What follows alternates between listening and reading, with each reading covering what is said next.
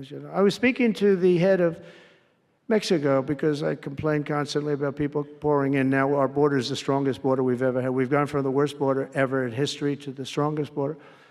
But I was speaking to the president of Mexico, a very wonderful woman, actually. And I said, we were talking about drugs. You can't let people come through your country and come into the country. You know, I was not that nice, but they understood what I was saying. And she said something that really got me. She said, I said, you're not a big drug-taking nation. And she said, no, we are not a consumer.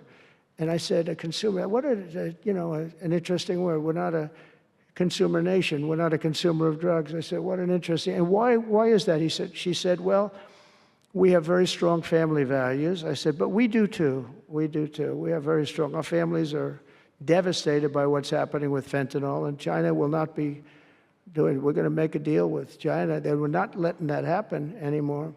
But in speaking with her, she said about family values, I said, well, you're not really saying anything there because we have great families too. We have great family values.